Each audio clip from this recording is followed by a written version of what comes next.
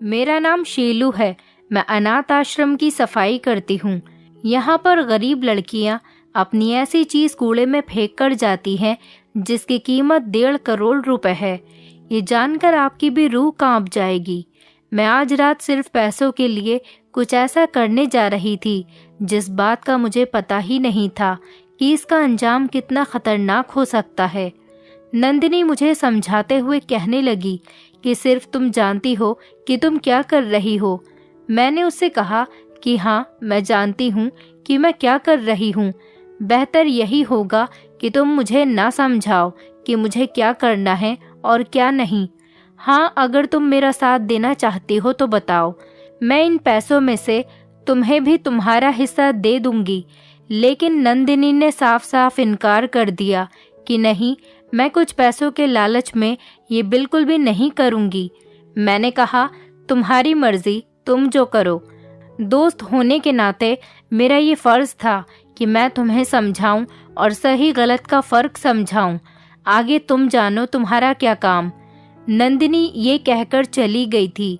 मैंने सारे कैमरों को बंद कर दिया था और रात के इस वक्त अनाथ आश्रम में सन्नाटा था। मैं दरवाजे पर खड़ी चौकीदारी कर रही थी, लेकिन मैं अनाथ आश्रम की चौकीदारी नहीं कर रही थी। मैं तो उस जवान लड़की जिसकी उम्र 24 साल की थी, उसकी चौकीदारी का काम कर रही थी। मैं थोड़ी देर में अपना सामान लिए दरवाजे की तरफ आई और वो मुझे बहुत सारे पैसे देकर उस लड़के के साथ चली गई। सुबह मैं अनाथ आश्रम में रोज़ की तरह सभी कमरों की सफाई कर रही थी। जल्दी जल्दी सारा कचरा एक बड़े से थैले में डाल ही रही थी कि बाहर से शोर शराबे की आवाज़ें मेरे कानों तक पहुंची। मैं जल्दी जल्दी सारा काम करके बाहर गई। सब काम करने वाले, सारी लड़कियां सब वहीं पर मौजूद थीं। हमारे अनाथ आश्रम की ओनर बहुत सख्त थी। सब लोग उनकी एक आवाज़ से डर जाते थे। वो ज़ोर ज़ोर से चीख रही थी कि बताओ, किसने पारुल को यहाँ से भागने में मदद की है? वो कैसे यहाँ से भाग निकली? यहाँ से कैसे कोई मेरी इजाज़त के बगैर कदम बाहर निकाल सकता है? आखिर पारुल यहाँ से गई कैसे और कहाँ? इसे ज़मीन खा गई या फिर आसमान निकल गया? नंदिनी चुपचाप खड़ी मुझे घूर रही थी, क्योंकि उसके और मेरे अलावा ये बात कोई नहीं जानता था कि पारुल को भगाने में किसका हाथ है। फिलहाल मैडम तो गुस्से में पुलिस की धमकी देकर वहाँ से चली गईं और सब अपने अपने कामों में लग गए थे। मैं नंदिनी को देखकर मुस्कुराती हुई अपना काम करने चली गई। खाने के टाइम मैं और नंदिनी साथ में ही खाना खा रहे थे।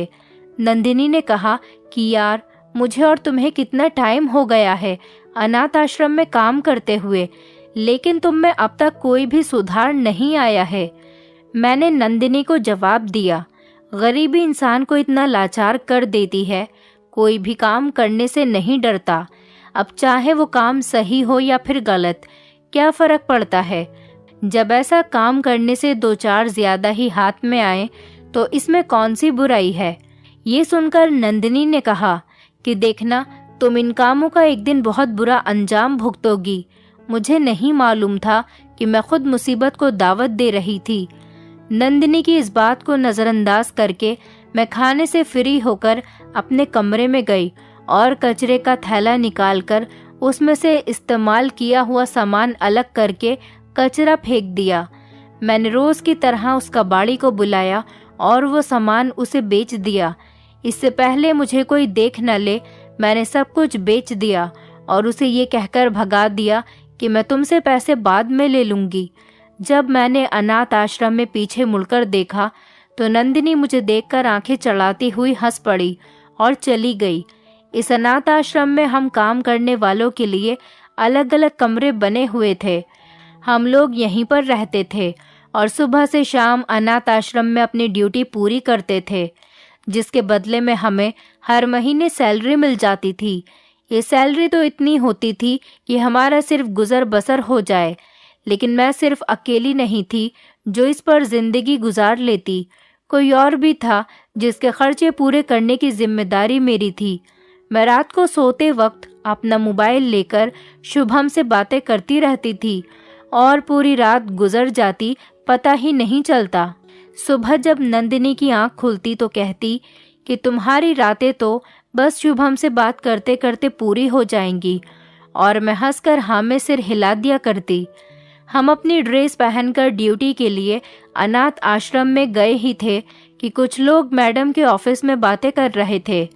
मैंने नंदिनी को कहा कि तुम चलो, मैं आती हूँ। मैंने बाहर से ही कान लगाकर ऑफिस के अंदर क्या बातें चल रही हैं वो सुनने की कोशिश की तो मालूम हुआ कि एक कपल जिनकी कोई संतान नहीं थी वो एक बच्चा अडॉप्ट करने की बात कर रहा था। मैडम उन्हें कुछ रूल्स बता रही थी। जैसे ही वो दोनों पति पत्नी मैडम से बात करके उठे, मैं एक तरफ होकर छुप गई कि कहीं कोई मुझे देख न ले। उन पति पत्नी को देखा तो वो दोनों कपड़ों से बहुत मालदार लग रहे थे। बस मैं जल्दी से उन दोनों के पीछे पीछे अनाथ आश्रम से बाहर आ गई और उन दोनों से बात करती रही। कुछ देर बाद उसके पति ने मुझे एडवांस के तौर पर बहुत सारे पैसे दे दिए और वो लोग चले गए। मैं जल्दी से मैडम के पास गई और उन्हें सारी बात बताई तो मैडम ने मुझे जल्दी से इजाज़त दे दी। अगले दिन वो दोनों पति पत्नी अनाथ आश्रम के बाहर खड़े मेरा इंतज़ार कर रहे थे। मैंने उन्हें एक बच्चा दिया और उन्होंने मुझे एक पैसों की भरी अटैची दी और वो लोग चले गए और मैं जल्दी से अपने कमरे में आ गई। जैसे ही वो अटैची खोल ही रही थी तो नंदिनी भी वहाँ पर आ गई और पैसों से भरी अटैची खोलते देखकर नंदिनी की तो आंखें फटी की फटी रह गईं। वो कहने लगी कि तुम नहीं सुधरोगी, तुम खुद को फंसाकर ही चैन से बैठोगी और साथ में रूममेट होने की वजह से मुझे भी किसी न किसी परेशानी में डालोगी। मैंने कहा कि चुप करो, ऐसा कुछ नहीं होगा और जल्दी से दरवाज़ा बंद कर दो। अगर तुम्हें भी ज़रूरत हो तो मुझे बताना, जितने पैसों की ज़रूरत हो मुझसे ले लेना। लेकिन हर बार की तरह नंदिनी ने साफ इनकार कर दिया था। मैं बहुत खुश थी इन पैसों को देखकर, लेकिन नंदिनी ने मुझसे अजीब व्यवहार से कहा कि तुम मुझे बताओ कि तुम्हें ये पैसे कौन देकर गया है। मैंने उससे मुस्कुराकर कहा, यार, एक बिन संतान के माँ बाप को एक बच्चा गोद दे दिया। नंदिनी ने डरकर कहा, लेकिन मैडम को पता चल गया तो क्या होगा? मैंने उससे कहा कि तुम इसकी फिक्र मत करो, मैंने मैडम की इजाज़त से ही ये किया है। हाँ, मैं इतनी भी पागल नहीं कि बिना इजाज़त के ये काम करती।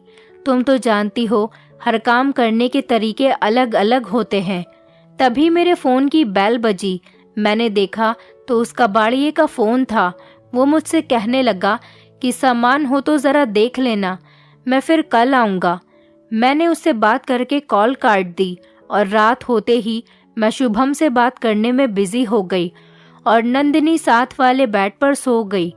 मैंने रात होते ही फिर से कैमरे बंद कर दिए और चौकीदारी के लिए गेट पर चली गई। बस कुछ देर में सबके सो जाते ही वो 21 साल की पिंकी अपना बैग पैक करके वहाँ से निकली। पिंकी मुझे पैसे देते हुए कि ये लो शीलू दीदी, तुम्हारा इनाम, वहाँ से निकल गई और फरार हो गई। सुबह मैं और नंदिनी फिर से अपनी ड्यूटी करने चले गए। मैं अभी कमरों की सफाई ही कर रही थी और पिंकी का सारा फेंका हुआ सामान इकट्ठा कर रही थी। उसका सही सामान एक थैले में इकट्ठा किया और बाकी कचरे के साथ डाल दिया और फिर नंदिनी ने आकर कहा कि जाओ, तुम्हारा वो आशिक कबाड़िया फिर से आ पहुंचा है। मैं एक थैला लेकर अनाथ आश्रम के दूसरे गेट की तरफ चल पड़ी। वो मुझे देखकर मुस्कुराने लगा और कहने लगा कि आप कितनी मासूम हैं, आप नहीं जानती, मुझे कभी कभी आपके ऊपर तरस आ जाता है, लेकिन मेरी भी मजबूरी है। मैंने कहा, बस ज़्यादा बातें न बना, ये लो। मैंने कचरे के ढेर से ज़रूरत का सामान अलग करके उसे दिया और उसे फ़ौरन भगा दिया और उससे कहा कि मुझे जब ज़रूरत होगी मैं आकर तुझसे पैसे ले लूँगी। वो चुपचाप मेरी बात सुनकर चला गया। मुझे नहीं मालूम था कि ज़रा से पैसों के लालच में आकर मैं कितनी बड़ी मुसीबत में फंस जाऊंगी और साथ ही शुभम की ज़िंदगी पर भी उसका बुरा असर पड़ेगा। लेकिन हालात के आगे मजबूर लोग ये सब नहीं सोचते। वो तो बस चंद पैसों के लिए मुसीबत को भी गले लगाने के लिए तैयार हो जाते हैं। मुझे एक अनाथ आश्रम में बहुत साल हो गए थे। मैं यहाँ की बहुत पुरानी सफाई कर्मचारी थी, लेकिन मेरे 2 नंबर के काम को आज तक कोई नहीं पकड़ सका था। और जब मुसीबत आई तो मेरे ऊपर कयामत ही टूट पड़ी। मैं एक दिन नंदिनी से बातें कर रही थी, तभी हमारे स्टाफ की एक औरत आई और कहने लगी कि चलो सारे स्टाफ को मैडम ने बुलाया है। नंदिनी शायद सब कुछ समझ चुकी थी। वो सवालिया नज़रों से मेरी तरफ देख रही थी और मेरी भी समझ में आ गया था कि मैडम हम सबको क्यों बुला रही है। और वही हुआ।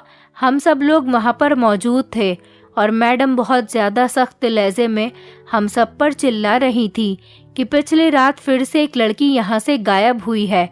उसके पीछे कौन था? यहाँ उस कमरे में सबने मेरी तरफ देखा। मैं तो डर ही गई थी। थोड़ी देर के लिए मुझे लगा कि मैं तो अब पुलिस के हाथों गिरफ्तार हो ही जाऊंगी। और अपने आप पर काबू पाते हुए मैं बिल्कुल सीधे खड़ी रही। फिर जब मैडम ने मुझसे पूछा कि शीलू बताओ तो इस बारे में तुम क्या जानती हो, मैंने बिल्कुल बेफिक्र होकर बहादुरी से जवाब दिया कि मैडम मुझे इस बारे में कुछ नहीं पता। मैं तो सुबह साफ सफाई करने के लिए उसके कमरे में गई। आज रात का मुझे कुछ मालूम नहीं। मैं तो जल्दी सो गई थी। क्यों नंदिनी, बताओ मैडम को, मैंने नंदिनी की तरफ इशारा करते हुए कहा। वो घबराते हुए कहने लगी, हाँ हाँ मैडम, ये ठीक कह रही है। इसकी तबीयत ठीक नहीं थी कल रात, ये जल्दी सो गई थी। ये सुनते ही मैडम का ध्यान मेरी तरफ से हट चुका था, लेकिन वो सख्ती से कह रही थी कि पिछले 2 साल में यहाँ से 10 से 12 लड़कियाँ भागी हैं और मैं अब पुलिस को रिपोर्ट कर चुकी हूँ। और जो कोई इन सब में शामिल है वो अब अपनी खैर मना ले, क्योंकि उसे अनाथ आश्रम की नौकरी से तो निकाला जाएगा ही और साथ साथ उसका लाइसेंस भी कैंसिल कर दिया जाएगा। उसे फिर नौकरी करने की परमिशन नहीं होगी और पुलिस उसके साथ जो करेगी वो अलग। ये सब सुनकर सब बहुत ज़्यादा डर गए थे, लेकिन मैं तो ये काम करते करते बहुत निडर हो गई थी। मुझे कोई फिक्र नहीं थी। एक दिन मुझे शुभम की कॉल आई। वो बहुत ही ज़्यादा परेशान था। उसे पैसों की कुछ ज़रूरत आ गई थी। मैंने उसे तो तसल्ली दे दी थी कि मैं पैसों का इंतज़ाम कर लूँगी, लेकिन बाद में मैं खुद परेशान होती रही। उसे मैं इतने पैसे कहाँ से लेकर दूँगी? इसीलिए मेरे पास जो थोड़े पैसे थे वो निकाले। फिर मुझे याद आया कि उस कबाड़ी के पास भी तो मेरे कुछ पैसे हैं, उसे जाकर ले आती हूँ, शायद कुछ बात बन जाए। मैं अगले दिन छुट्टी लेकर वहाँ से निकली। मैं रिक्शा में बैठी और उस कबाड़ी की दुकान के लिए चल दी, लेकिन मेरी तो आंखें फटी की फटी रह गईं जब मैंने देखा कि वो कबाड़ी सूट बूट पहनकर अच्छी पर्सनैलिटी में एक आदमी के साथ कार के अंदर बैठा था। मैंने उसका पीछा किया तो वो एक आलीशान म्यूजियम में जा रहा था। पहले तो मेरी कुछ समझ में नहीं आया कि वो आदमी कौन है और किस लिए यहाँ आया है और यहाँ क्या कर रहा है। मैंने उसका पीछा किया, लेकिन मैंने वहाँ अंदर जाना सही नहीं समझा। मैं बाहर खड़ी उसका इंतज़ार कर रही थी। वो जैसे ही बाहर आया मुझे देखकर हैरान रह गया। मुझे देखकर कहने लगा कि शीलू तुम यहाँ पर क्या कर रही हो? मैंने कहा कि तुम बताओ, लेकिन फ़िलहाल तुम ये सब छोड़ो और मुझे मेरे सामान के पैसे दो, मुझे ज़रूरत है। मुझे उस समय शुभम की फ़िक्र सताई जा रही थी, इसलिए मैं उस कबाड़ी वाले से ज़्यादा बात नहीं कर सकी और उसने मुझे पैसों से भरा बैग दे दिया और कहा कि ये लो तुम्हारा हिस्सा। मैंने दिल में सोचा कि ये कौन से हिस्से की बात कर रहा है, लेकिन वो थोड़ा जल्दी में था। वो कहने लगा कि मैं तुम्हें बाद में सब बताऊंगा, अभी मुझे थोड़ा काम है। वो ये कहकर चला गया। उसने कहा कि शीलू तुम अंदर जाओ। मैंने सोचा वहाँ ऐसा क्या है, लेकिन मैं जल्दी में थी और वहाँ से वापस आ गई। काश मैं वहाँ से आने से पहले एक बार अंदर जाकर देख ही लेती तो ये अजाब मुझ पर नहीं पड़ता। मैं अनाथ आश्रम वापस आ गई और सब रुपए जोड़कर मैंने शुभम को भिजवा दिए और आराम करने के लिए लेट गई थी। मेरे पास मुंह ढककर एक लड़की आई और मुझसे मदद मांगने लगी। मैंने कहा कि ये वक्त सही नहीं है, लेकिन हाँ, कल तुम्हारा काम हो जाएगा, तुम तैयारी कर लेना। वो मुझसे बात करके वापस चली गई। मैंने जैसे ही नंदिनी की तरफ देखा, वो जाग रही थी और मुझसे इशारे में कहने लगी कि तुम ज़रूर अपने साथ एक न एक दिन मुझे भी फंसाओगी। मैं मुस्कुराने लगी और उसे तसल्ली दी। हम दोनों सो गए थे। अगले दिन हम दोनों अपनी ड्यूटी पर चले गए। मैं अनाथ आश्रम के सभी कमरों में जल्दी जल्दी सफाई करने लगी। मुझे ज़रूरत का काफ़ी सामान मिल जाता था, जो मैं कबाड़ी वाले को छुपकर बेच देती थी। मैंने जल्दी से अपना थैला निकालकर सारा सामान भर लिया और फिर शाम में वही कबाड़ी आया और मुझसे सारा सामान ले गया। वो मुझे कुछ बताना चाहता था, लेकिन इतने में ही उसके पास फ़ोन आ गया और वो कहते हुए चला गया, मुझे आपको बहुत ज़रूरी बात बतानी है। आप मेरी दुकान पर आएंगी तो आपको बताऊंगा।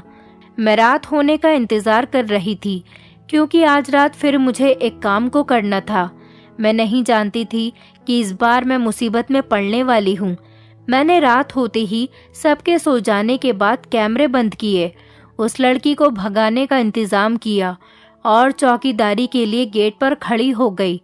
कुछ देर बाद एक लड़का गाड़ी में आया और मुझे इशारा करने लगा। मैंने उस लड़की को बुलाया। वो लड़की मुझे नोट देते हुए चली गई और वो लड़की फरार हो गई। मैं भी अपने कमरे में जाकर शुभम से फ़ोन पर बात करने लगी और शुभम ने मुझे धन्यवाद कहा कि मैंने उसे पैसे देकर उसकी मदद की। मैं फ़ोन पर बात करते करते ही सो गई। सुबह नंदिनी ने मुझे उठाया। वो मुझसे कहने लगी, यार आज बहुत देर हो गई है, चलो हमें ड्यूटी पर भी जाना है।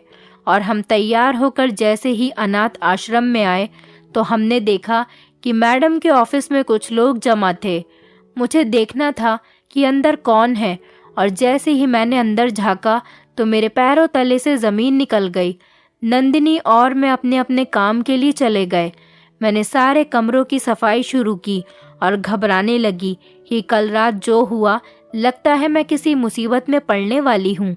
मैंने सारा कचरा समेटते हुए कल रात वाली लड़की का भी सारा सामान उठाया और अपने थैले में भर लिया कि कहीं कोई सुराग न मिल जाए। बस मैं अपने काम में बिजी थी। तभी कुछ देर में मैडम ने दरवाज़ा खोला। मैडम के साथ उन लोगों को देखकर मेरा तो दिमाग खराब हो गया। मुझे तो पसीने आने लगे। जैसे ही मैडम ने कहा कि ले जाओ इसे, यही पापी है। मैडम के मुंह से ये सब सुनकर मैं बहुत ज़्यादा डर गई थी।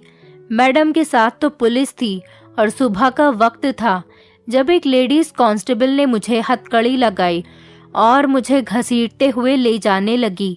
सारा का सारा स्टाफ वहीं पर था और मैं शर्मिंदा नज़रों से नज़रें झुकाती हुई पुलिस के साथ चल पड़ी। मैं जैसे ही पुलिस की गाड़ी में बैठ रही थी, वैसे ही मैंने नंदिनी को मदद के लिए पुकारते हुए उससे मदद भरी नज़रों से देखा, लेकिन वो मेरी मदद नहीं कर सकी, क्योंकि वो तो हर बार मुझे समझाया करती थी, लेकिन मैं पैसों के लालच में खोई हुई उसकी एक नहीं सुनती थी। और शायद आज मेरा पाप का घड़ा भर चुका था। कल रात जो मैंने किया वो मेरी आखिरी गलती थी। मैं चुपचाप पुलिस की गाड़ी में बैठकर पुलिस स्टेशन चली आई थी। मैं जानती थी कि मेरा यहाँ से बचना नामुमकिन है, क्योंकि मैडम ने हमें पहले ही वार्निंग दे दी थी कि गुनाहगार को मैं सज़ा कड़ी से कड़ी दिलवाऊंगी। मैं पुलिस स्टेशन में मदद के लिए चारों तरफ देख रही थी, लेकिन मदद के लिए कोई भी नहीं था। मेरे दिमाग में ये सवाल उठ रहे थे कि पूरे अनाथ आश्रम के सामने मेरी इज्जत की धज्जियां हो गई हैं। सबके काम आने वाली शीलू दीदी आज बिल्कुल अकेली थी। मेरा लाइसेंस कैंसिल कर दिया गया था, जिस पर पुलिस की मोहर मेरी आंखों के सामने ही लग चुकी थी। सफाई की नौकरी से भी इस वक्त मैं हाथ धोकर बैठी थी। मुझे सिर्फ शुभम की फिक्र सता रही थी। लेडीज कांस्टेबल मुझसे पूछताछ करने के लिए मुझे अकेले कमरे में ले गईं, जहां पर मुझसे पूछताछ करने के बाद मुझे सलाखों के पीछे डाल दिया जाता। पुलिस कांस्टेबल मुझसे पूछने लगी कि ऐसी भी क्या ज़रूरत पड़ गई थी तुम्हें, तुम तो नौकरी भी करती थी, क्या सैलरी काफ़ी नहीं थी जो गलत तरीके से कमाने लगी? और तो और, ना कोई डरना, ना ही कोई माथे पर शिकन। आखिर ऐसा क्यों किया? जहाँ इतने सालों काम किया, जहाँ पर खाया हो, उसी की थाली में छेद कर दिया। मुझे अपनी गलतियों पर अफसोस हो रहा था। मैं पुलिस कांस्टेबल की कठोर बातें सुनकर रोने लगी और कहा, मैडम गरीब इंसान को कहाँ ले जाती है और क्या क्या गलत काम करने पर मजबूर कर देती है, इस बात को आप नहीं समझ सकती।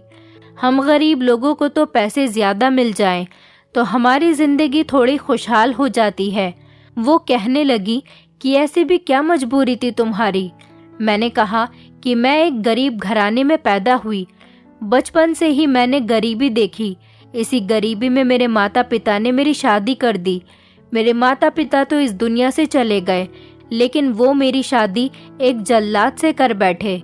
वो मुझे मारता पीटता और तो और मेरे गर्भवती होने के बाद भी वो मुझ पर जुल्म करता रहा। लेकिन एक रात मुझ पर कहर टूट पड़ा जब एक हादसे में मेरा पति भी मर गया। वो जो भी था, जैसा था, मेरा पति था। बस उसके बाद मेरे जीने का मकसद सिर्फ और सिर्फ शुभम ही था, मेरा बेटा शुभम। उसके जन्म के बाद मैंने घर घर जाकर काम करके मैंने उसे इस काबिल किया और फिर उसे अच्छी जगह पढ़ने हॉस्टल भेज दिया और खुद अनाथ आश्रम काम करने के लिए आ गई। जैसे जैसे वो बढ़ रहा था, उसके खर्चे भी बढ़ते चले जा रहे थे। अब तो मेरी सैलरी भी कम पड़ने लगी थी और फिर मैंने मौका देखकर 2 नंबर के काम करने शुरू कर दिए। और फिर जो लड़कियां अपने बॉयफ्रेंड के साथ भागना चाहती थी, मैं उनको भगाने में उनकी मदद कर देती थी और बहुत से बिना संतान लोगों को अनाथ बच्चा देकर उनसे भी भारी रकम ले लेती थी, क्योंकि मैडम तो बहुत पूछताछ के बाद बिना पैसे लिए बिना संतान जोड़ों को बच्चे गोद दे देती थी। लेकिन मैं मैडम से अपना रेफरेंस देकर और उनसे बहाना करके कि दूर रिश्तेदार या कुछ भी बहाना दे दिया करती थी और मैडम को बिना बताए उनसे पैसे लेकर बच्चे गोद देने लगी। बस यूं ही मेरा गुजर बसर चलता रहा। पुलिस कांस्टेबल मेरी बात सुनकर हंसने लगी। लो भाई, ऊंट के मुंह में जीरा।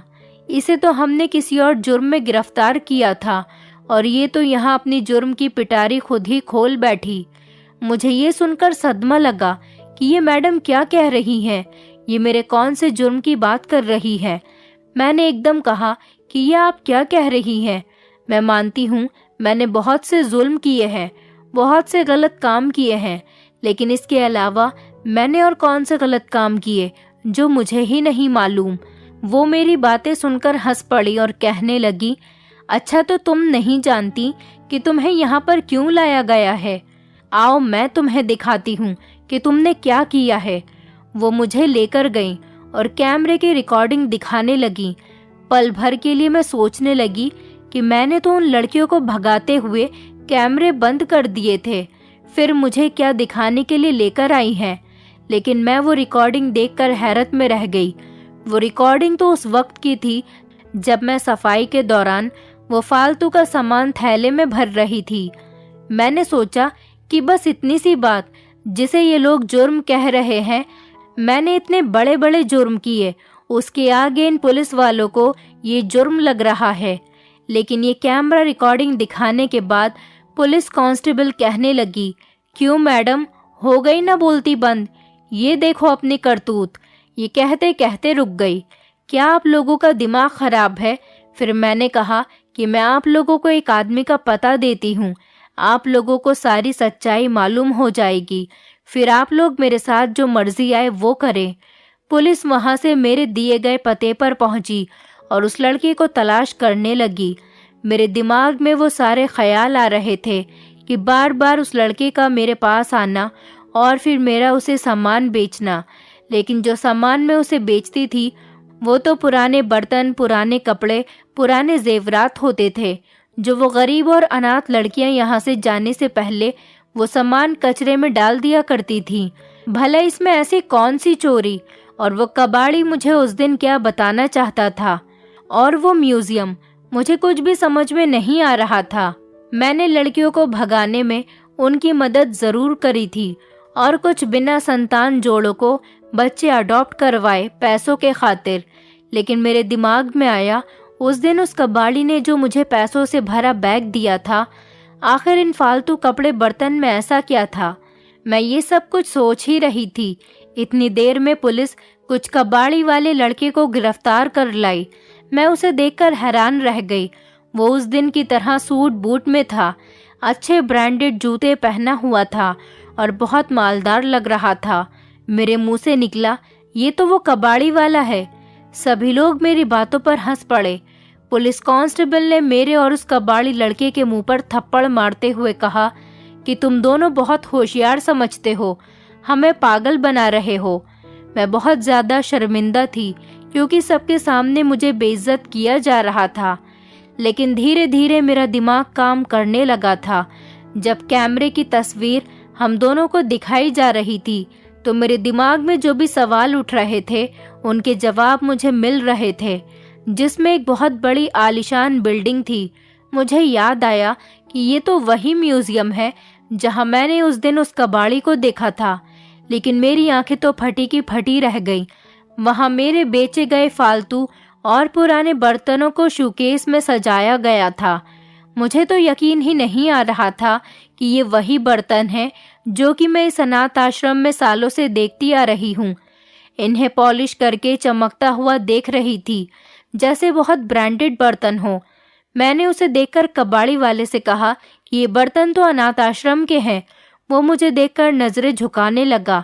इतने में पुलिस कांस्टेबल मुझे देखकर बोलने लगी कि हाँ, अब याद आया कि तुमने क्या जुर्म किया है।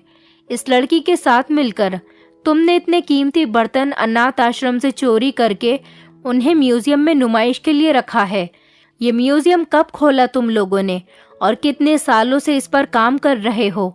मैं तो ये सुनकर हक्का बक्का रह गई। मैंने पुलिस कांस्टेबल के सामने हाथ जोड़कर कहा कि मैंने कोई जुर्म नहीं किया। मुझे नहीं पता था कि ये कबाड़ी मेरे पीठ पीछे क्या कर रहा है। मुझे नहीं मालूम था कि वो गरीब लड़कियां इतनी कीमती चीज को कचरे में फेंक देती हैं और वो इतनी महंगी भी हो सकती है। मैं तो बस इन्हें मामूली बर्तन समझती रही। हाँ, मुझे बस इतना मालूम है कि कई साल पहले एक अमीर आदमी बहुत सारे बर्तन लेकर मैडम को अनाथ आश्रम के प्रयोग के लिए देकर गया था। लेकिन ये नहीं मालूम था कि इन बर्तनों के पीछे इतना बड़ा राज छुपा था। मेरी बात पर पुलिस यकीन ही नहीं कर रही थी। उन्हें लग रहा था कि मैं कबाड़ी वाले के बहाने इस लड़के को कीमती बर्तन बेच रही थी और वो उन बर्तनों की नुमाइश करके अमीर लोगों को मुमांगी कीमत में बेचता रहा। मुझे इतने सालों अनाथ आश्रम में काम करते हुए मालूम नहीं हुआ कि ये एंटीक बर्तनों का एक एक पीस बाजार में 2-2 करोड़ रुपए का होगा। लेकिन कुछ ही दिनों में वो कबाड़ी वाला इस बात का फायदा उठाकर एक अमीर आदमी बन गया था। लेकिन मुझे तो अपने जुर्म की खबर तक नहीं हुई। मैं जाने अनजाने में ये जुर्म करती चली गई और ये आदमी लगातार चुपचाप बैठा हुआ था। और पुलिस कांस्टेबल मुझे फिर से इंसल्ट करने लगी और कहने लगी कि जहाँ पर काम किया वहाँ तुमने इतने बड़े बड़े जुर्म किए। इतने में वो आदमी बोल पड़ा कि बस करें आप लोग, बस बहुत हुआ। ये औरत बिल्कुल बेकसूर है और जो कुछ भी हुआ उसमें सारा का सारा कसूरवार मैं हूँ। ये कहानी मुझसे शुरू हुई। मुझे इस औरत का पता था कि ये ज़रूरतमंद है और पैसों के लिए कुछ भी करने के लिए तैयार हो जाएगी। लेकिन मैंने जो पहली बार इससे कबाड़ का सामान लिया तो बाजार में मुझे उसके मुंहमांगे पैसे मिलने लगे। तब मुझे इन बर्तन की कीमत पता चली कि ये बर्तन सालों पुराने हैं और लोग इसे बहुत सारे पैसों में भी लेने के लिए तैयार हैं। मैंने अपना खुद का म्यूजियम बनाया और इन बर्तनों की नुमाइश की। देखते ही देखते ये बर्तन बिकने लगे और मैंने अपना काम जारी रखा। और मुझे फिर जब इस औरत का ख्याल आया तो मैंने इसे बताना चाहा और इस औरत को इसका हिस्सा भी दिया। लेकिन वो इस बारे में बिल्कुल नहीं जानती थी, वो बिल्कुल अनजान थी इस सब से। लेकिन जब मैं उसे ये सब कुछ बताने वाला था इतने में ये पकड़ी गई। पुलिस ने उस लड़के के बयान से मुझे रिहा कर दिया और मेरा लाइसेंस रिन्यू करने की परमिशन दे दी।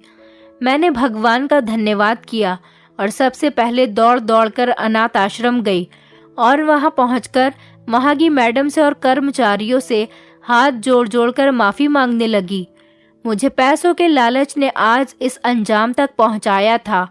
इन सब की नज़रों में इतना गिर जाऊंगी कभी सोचा भी नहीं था। मैं बेटे की मोहब्बत और पैसों के लालच में जाने अनजाने में मुसीबत अपने सर लेती गई और एक न एक दिन इसका बोझ न उठाते हुए मैं ज़मीन पर गिर पड़ी। सारे स्टाफ ने और मैडम ने जब मेरी गरीबी की कहानी सुनी तो सबकी आंखों में आंसू आ गए और सब ने मुझे माफ़ कर दिया। ये सब होने के बाद मैडम ने मेरी सैलरी थोड़ी बढ़ा दी, जिससे मैं अपने बेटे शुभम के खर्चे को आसानी से पूरा कर सकती थी। मैंने अपनी नौकरी को पूरी ईमानदारी के साथ जारी रखा और मैंने ज़िंदगी से सबक सीख लिया था कि पैसों का लालच कुछ देर के लिए तुम्हें खुशी तो देता है, लेकिन दुनिया की नज़रों में तुम्हें बेइज्जत कर देता है। दोस्तों, उम्मीद करती हूँ आपको हमारी कहानी पसंद आई होगी। कहानी पसंद आई है तो वीडियो को लाइक करें, चैनल पर नए हैं तो चैनल को सब्सक्राइब करें और हाँ, नोटिफिकेशन बेल को ज़रूर दबाएं ताकि अगली अपडेट सबसे पहले आपको मिले।